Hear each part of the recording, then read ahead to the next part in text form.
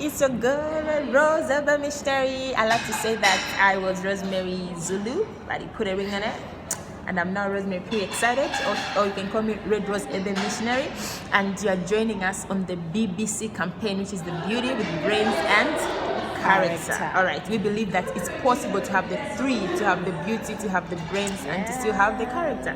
You know what I mean? And I'm excited that I'm being joined by one of the amazing, we call her big sister, we call her, I like the way, I think I saw something, if I'm not mistaken, like the way your husband calls you. Is it like Slay Bishop? He says Diva Bishop. Diva Bishop.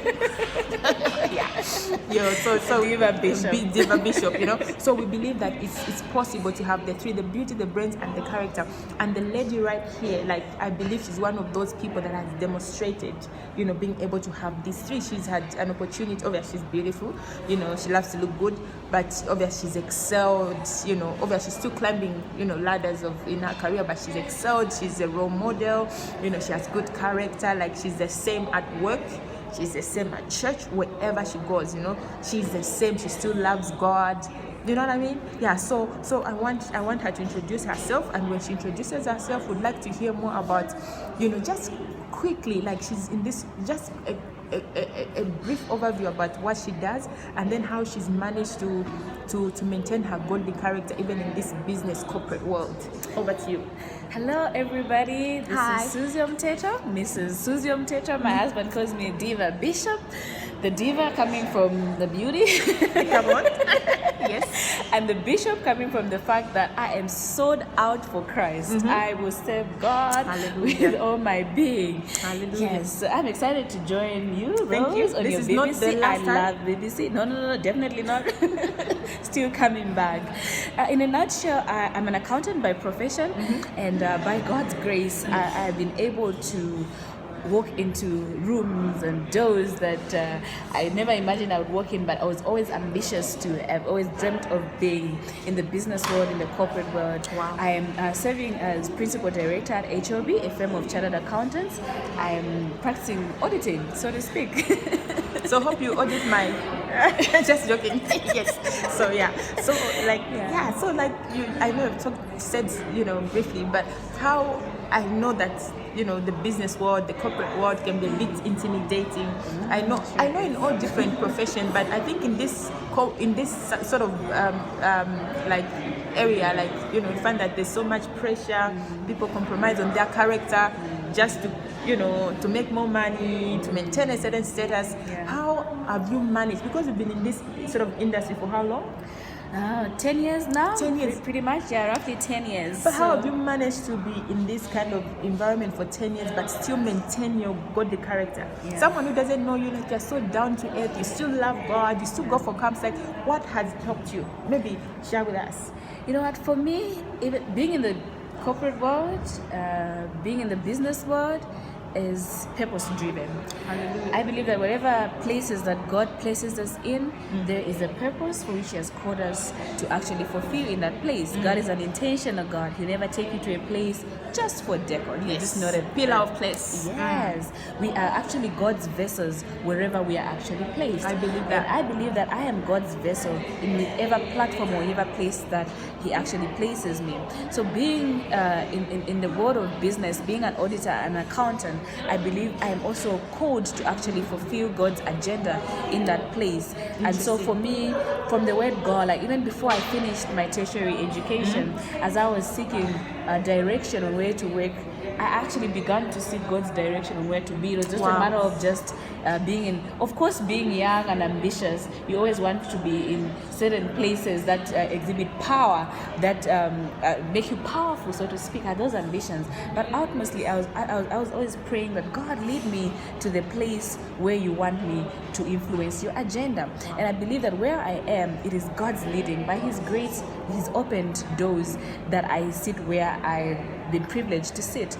And having that in mind, for me, that keeps me in check to know. Because you started with God. Yes. For me, it starts with God.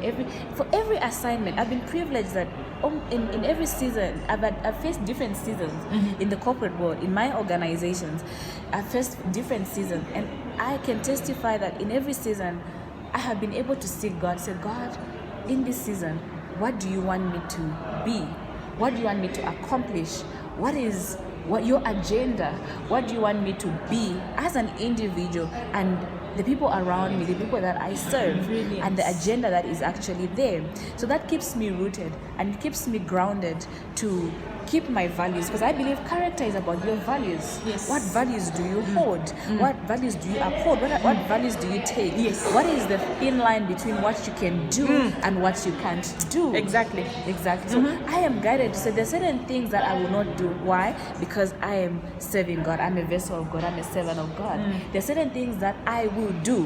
Why? Because I am a child of God. So obviously in the world of business, there's obviously shady work that goes on in there. It's not, people are not as honest as they should be, and sometimes because we want to rise in the ladder, sometimes people have compromised, probably given themselves to certain things that they shouldn't have, so that they can receive that favor to actually rise up. But I believe that when something is yours, or when you aspire for something, you have a dream, and you know that God is driving that dream, there's one thing that I have learned to do: to pray for God's favor, to find favor before God, and to find favor before men. And if I find favor before man, I will not have to compromise myself to please man to get what I could get, And what belongs to you. and what belongs to me. And I have found favor before people that I never had to compromise my Christian values, Wow. or had to say things to please, or to downgrade or downvalue my values just to get a certain favor. I believe that when you stay true to who you are, you uphold your values, you remain true to what God has called you to be, doors will open for you. True. You will find the favor that before man, just like Joseph did, he was able to He find didn't favor before compromise, man. but he No. became prime minister. He did. But remember, through it all, he was always in consultation with God. He was Yes. willing to go to prison. Yes. Willing to go to prison, knowing that a favor would still be open for him. And he found favor even in prison. Exactly. Wow, that's amazing. That's amazing. So, in case you're a young person, or you want to become this amazing corporate person, I pray that what she said will help you. All right, because she's basically telling us that it's possible to excel in your career but still maintain your godly values, like she said. Conclusion: what do you have to say? Like, how do you? You talked about how it's important to have that personal relationship with God and ask God. I like the fact that you said you asked God before you joined this field, and what the communication you had with God is something that keeps you in check. Is there anything else that you'd like to encourage someone out there that is in the corporate world, pretty much maybe compromising, or so hungry for promotion and so on? What little advice within a minute would you give them?